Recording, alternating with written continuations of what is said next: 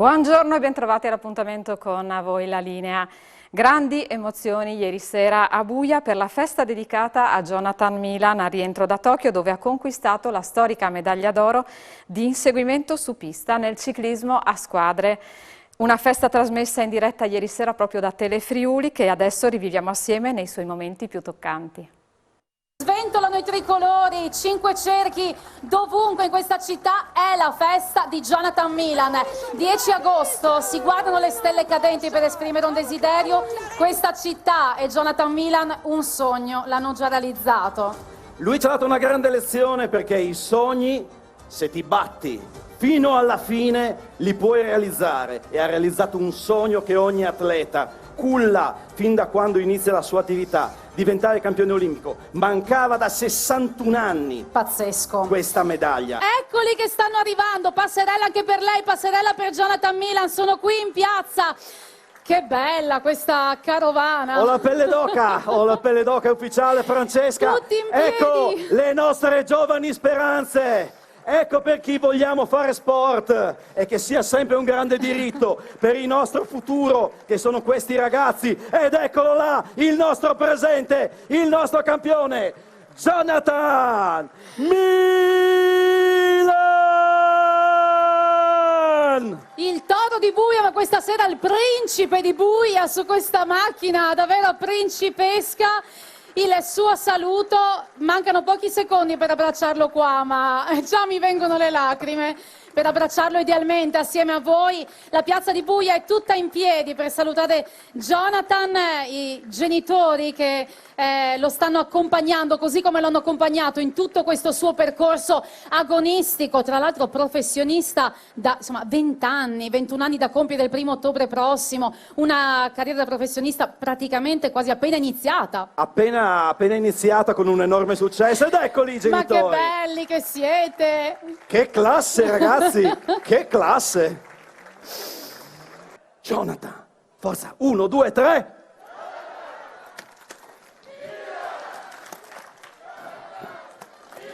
Con tutta la voce!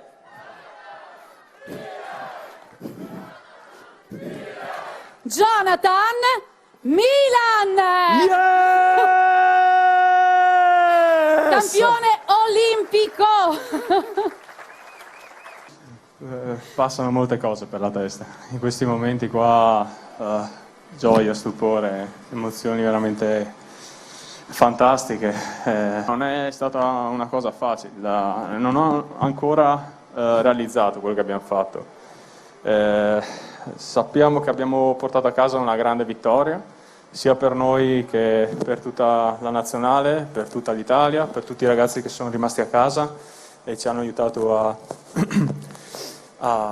comunque a qualificare queste Olimpiadi, però è stato un traguardo molto importante, però non mi rendo ancora conto Devi guardarla ogni tanto, dov'è la picciola, come la chiami? Vogliamo, dai, condividi con noi, condividi. Oh mamma mia!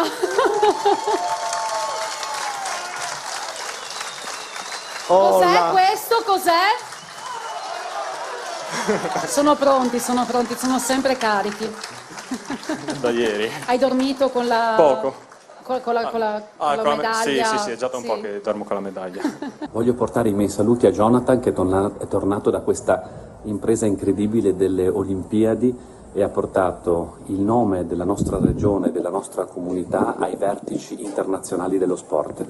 Sicuramente questa è un'impresa che ricorderemo come Friuli Venezia Giulia, come territorio regionale nella storia della nostra regione. Ma è altrettanto vero che i valori che sono espressi dallo sport non sono soltanto i campioni come Jonathan, ma anche tutti quei ragazzi e quelle ragazze che quotidianamente si cimentano in questa attività e in molte attività sportive che fanno crescere la persona in quanto tale.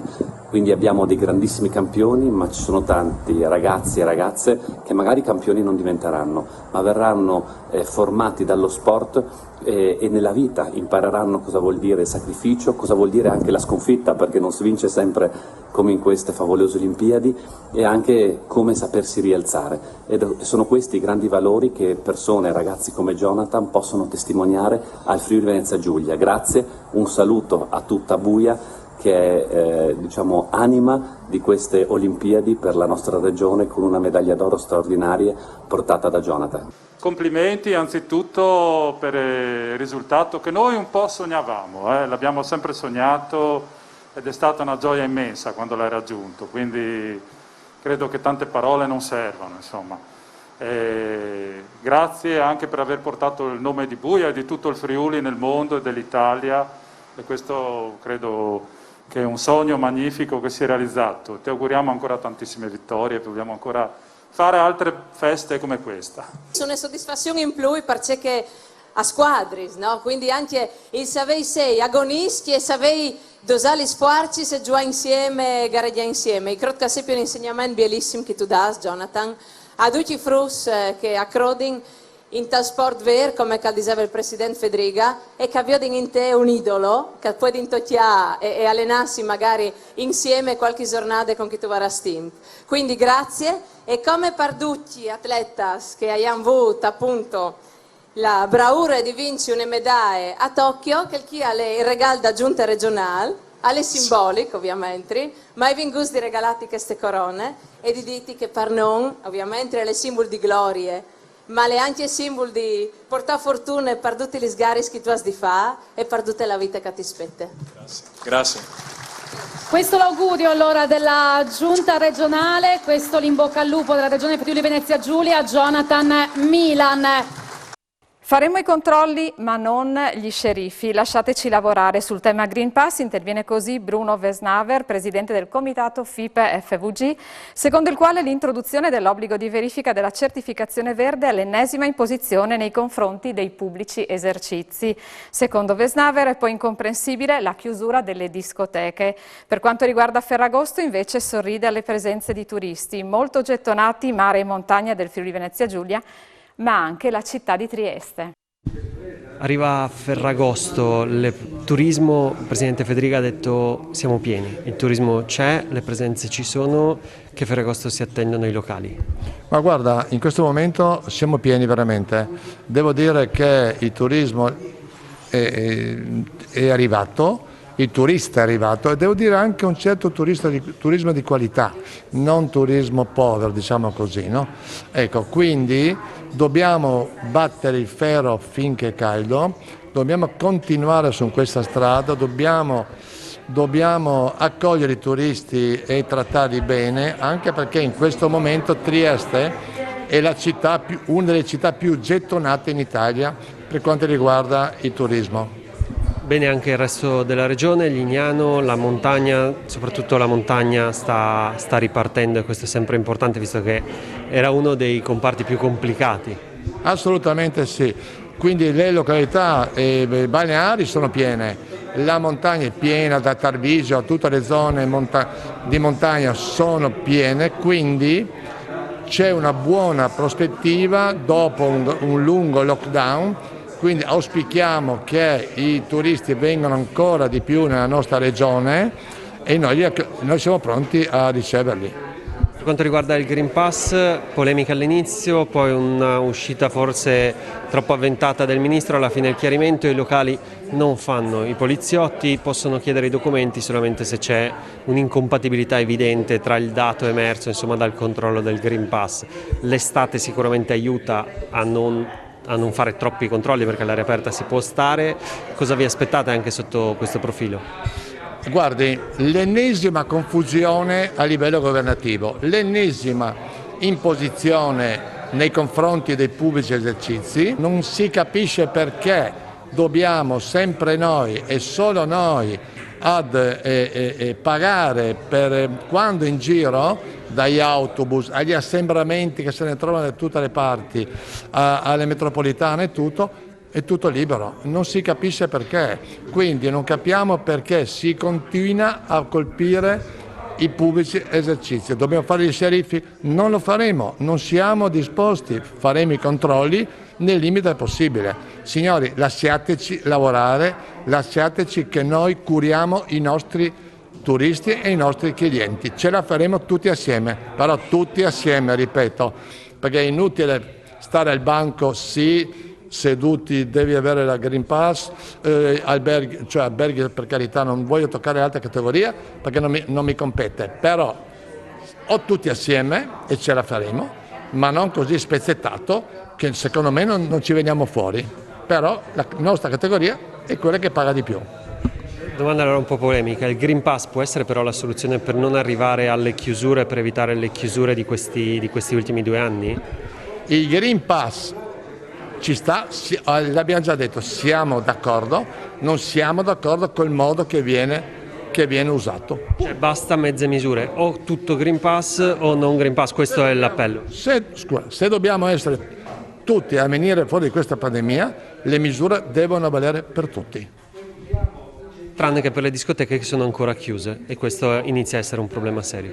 Le discoteche è uno scandalo che non riusciamo a capire. Ripeto, ci sono assembramenti da tutte le parti, dove vai trovi assembramenti, non riusciamo a capire perché una discoteca con tutti i controlli non può essere aperta. Non riusciamo a capire, sono quelle cose a livello nazionale, a livello governativo, incomprensibili. Continuiamo a non capire. Ci separiamo adesso per un breve stacco pubblicitario e ci ritroviamo subito dopo.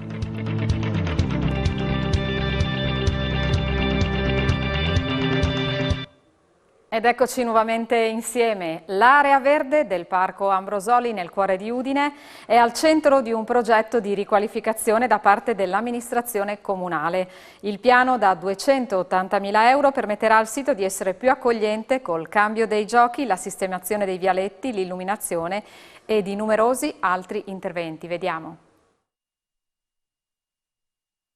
Riqualificazione dell'area giochi dell'area verde Ambrosoli in centro a Udine. Qual è il progetto per questa area per famiglie, per persone anziane, insomma per tutte le persone che vivono in zona?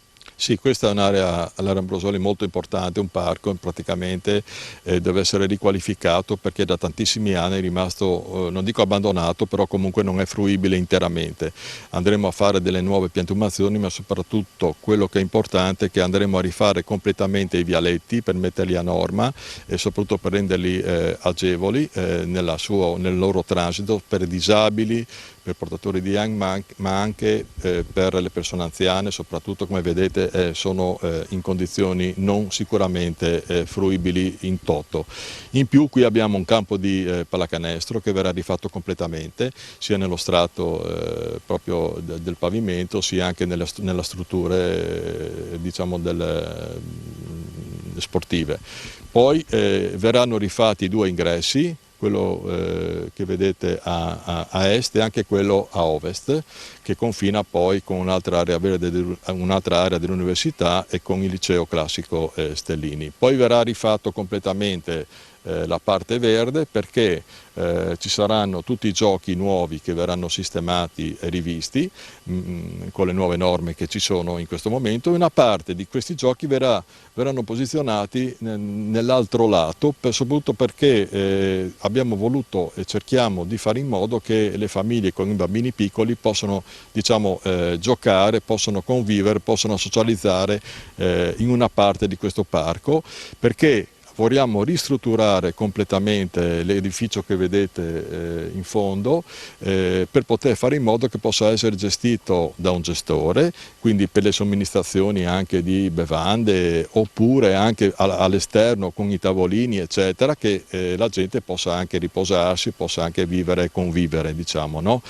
Socializzando. Verranno aumentate di molto, raddoppiate le panchine, verranno posizionati, come vi ho detto, diversi alberi nuovi e verrà soprattutto creato anche un'area, siamo qui d'accordo con la consigliera Basaldella che si occupa degli animali, del benessere degli animali, verrà dedicata un'area anche per gli animali, ovvero per poter fare in modo che con la presenza degli animali non ci sia, diciamo, un problema di convivenza anche con le persone magari anziane o bambini stessi, quindi verrà creata un'area dedicata anche a loro che non c'è in centro, anche perché abbiamo avuto diverse petizioni a riguardo favorevoli a creare un'area in un centro, nell'area del centro storico. Teniamo presente che a fianco abbiamo la Piazza Primo Maggio, che però Piazza Primo Maggio ha tutto un suo vivere, ha tutta una sua caratteristica. Questo parco invece diventa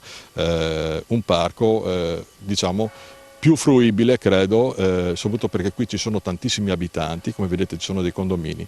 Quindi il recupero di questo Parco Ambrosoli è una finalità che avrà la sua, adesso c'è la fase della progettazione e verrà realizzata nel giro di qualche mese, sicuramente i lavori partiranno il prossimo anno, all'inizio del prossimo anno. In più, se volete sapere anche più o meno il costo, dovremmo aggirarci sui 280-300 mila euro, lordi ovviamente, sulla quale poi verrà fatto l'appalto, la gara e tutto quello che consegue. Ecco, anche ci sarà l'illuminazione dei giochi? Sì, è vero. Verranno rifatti tutti gli impianti, sia idraulici per bagnare, per mettere delle fontane eccetera, ma soprattutto l'impianto elettrico, perché qui vogliamo illuminare l'area nelle giornate invernali. Ovviamente sapete c'è più necessità e soprattutto perché questa è un'area molto frequentata, quindi l'illuminazione sta alla base anche della sicurezza che questa amministrazione ha sempre messo davanti a tutto.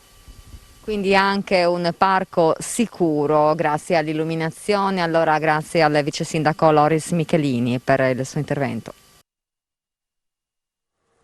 Il gran caldo è arrivato anche nella nostra regione, la gente cerca in tutti i modi refrigerio. Noi abbiamo mandato la nostra Alexis Sabot a Ragogna, alla Tabine Beach, per vedere com'è la situazione. Raccontaci un po', Alexis, come la vivono i friulani.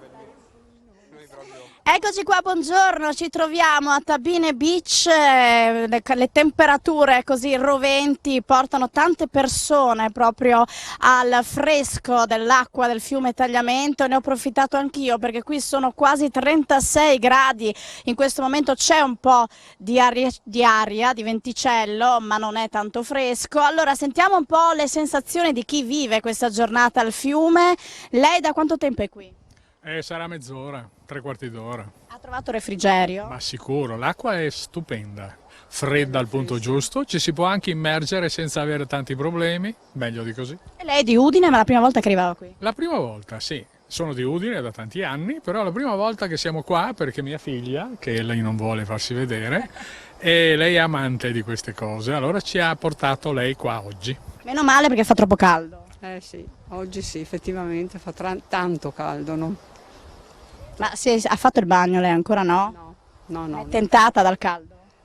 Oggi pomeriggio sicuramente lo farò, sicuramente. Hanno provato questi due ragazzi di Frosinone l'acqua del fiume Tagliamento, arrivano da Frosinone, ti chiami? Luca. Beatrice. Da Frosinone a Ragogna qui perché?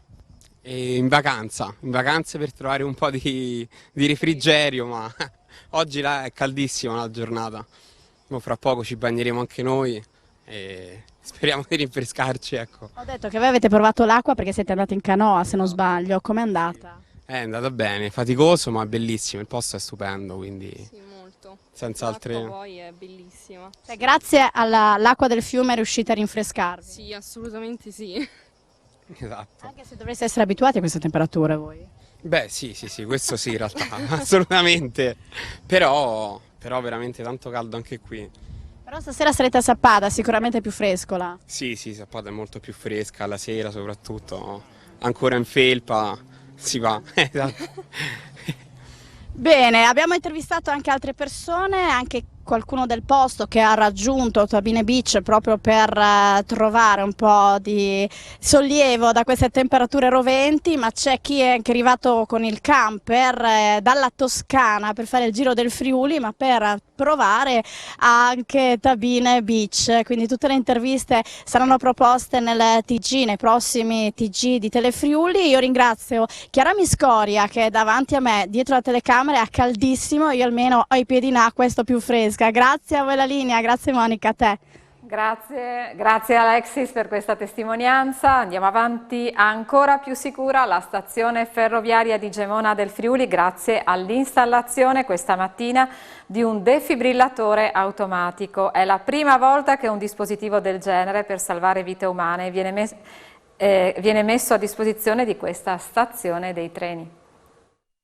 Sì, eccoci, oggi siamo a Gemona del Friuli, nella stazione ferroviaria di Gemona, una stazione frequentatissima, tra l'altro insomma non solamente per la cittadina ma proprio perché l'arteria porta tantissimi pendolari lungo questa tratta, per una donazione importante, l'installazione di un defibrillatore, una macchina che salva la vita. Con noi dottor Carocci, capo compartimento della Polizia Ferroviaria del Friuli Venezia Giulia. Dottor Carocci, una donazione importante per un servizio importante nella stazione dei treni. Assolutamente sì, noi siamo molto contenti di questa iniziativa perché ci consente di garantire al cittadino non soltanto un presidio di sicurezza, quindi per eventuali reati che possono essere commessi sui convogli ferroviari in stazione, ma ci consente anche di prestare un primo soccorso a chi fosse colto da un malore sempre nell'ambito della stazione ferroviaria, e quindi riusciamo ad fornire un servizio in più alla collettività, e questo non può che riempirci di orgoglio, di soddisfazione. Ecco, a donare il defibrillatore, qui alla mia destra il dottor Variesco, vicepresidente di Prima Cassa, proprio con l'ente bancario che ha fatto questa donazione. Buongiorno. Buongiorno, per noi è stato un piacere affiancare l'iniziativa della Polizia Ferroviaria, anzi sta a noi ringraziare loro per aver assunto questa ulteriore iniziativa a supporto delle comunità e dei viaggiatori. Tra l'altro per noi questa iniziativa si colloca anche in un momento particolare, perché proprio ieri a Cason di Lanza è stata presentata una iniziativa analoga e diciamo maggiore nei numeri, che prevede la dotazione di una quarantina di defibrillatori e altri strumenti di sicurezza alle strutture che operano in montagna, prevalentemente in alta montagna. Quindi è un modo con cui cerchiamo di essere presenti e vicini alle comunità in cui operiamo. Cerchiamo di farlo più con i fatti che con le parole e gli slogan, e ci affianchiamo volentieri a queste iniziative che sorgono e di cui, ripeto, ringraziamo la Polizia Ferroviaria. Ecco, naturalmente un grazie a chi lavora e chi è sempre a fianco del cittadino. Vediamo ci sono anche gli agenti della Polizia Ferroviaria della stazione di Gemona con l'ispettore Cipriani. Vediamo qual è la situazione che spesse volte può venire a crearsi in una zona di passaggio come è la stazione dei treni, insomma un vero e proprio luogo di transito dove si incontra tutti, dove può succedere di tutto. Certamente, quindi questa donazione ci offre sicuramente uno strumento in più per offrire un servizio sempre maggiore alla popolazione, ai pendolari e ai numerosi turisti che frequentano la stazione Gemona del Friuli. E voglio anche ricordare che noi abbiamo anche in servizio presso il nostro posto di polizia, che io dirigo, anche un operatore già formato al centro alpino della Polizia di Stato di Moena, quindi in possesso anche di abilitazione per l'utilizzo di tale strumento essenziale, ricordando che tra i compiti istituzionali della Polizia di Stato vi è comunque il prestare soccorso alle persone in caso di difficoltà, e quindi ben venga questo strumento che ci permetterà sicuramente di dare un servizio maggiore a tutti coloro i quali frequentano la stazione e gli ambiti ferroviari. Ecco, veramente poche settimane fa è stata la Polizia Ferroviaria a salvare, a soccorrere una persona che si era sentita male in una stazione proprio qui in prossimità. Ed è la domanda che avrei fatto dopo all'ispettore, proprio la formazione. Questo tipo di presidio può essere automatico, però appunto deve essere utilizzato da persone formate, e diciamo comunque possiamo dire anche che il collegamento con gli operatori della Sores è di grande supporto. Li salutiamo e li ringraziamo naturalmente per il loro aiuto. Certamente, proprio in occasione di questa donazione c'è già un accordo tramite il nostro dottor Carocci di Resa Compartimento con l'ente che ci ha donato, per già avviare nei prossimi giorni, le prime settimane di settembre, personale nostro che verrà ulteriormente formato al fine di avere sì lo strumento che è importante, ma anche le persone che devono essere in grado di utilizzare questo strumento in caso di necessità. Ecco, dottor Carocci, quante sono, se abbiamo un'idea indicativa, le stazioni ferroviarie che sono dotate di un dispositivo salvavita come questo? Allora, stazioni ferroviarie, Trieste per esempio ne è già in possesso, poi per quanto riguarda la regione non ho i dati, anche Udine dovrebbe averlo. Questa è una situazione di Gemone un po' particolare perché ci viene donato proprio a noi come polizia ferroviaria e quindi ne assumiamo anche la responsabilità dell'utilizzo in caso di necessità in tutto e per tutto, insomma, questo senz'altro. E anche per oggi è tutto, grazie per essere stati con noi, vi auguro un buon pomeriggio.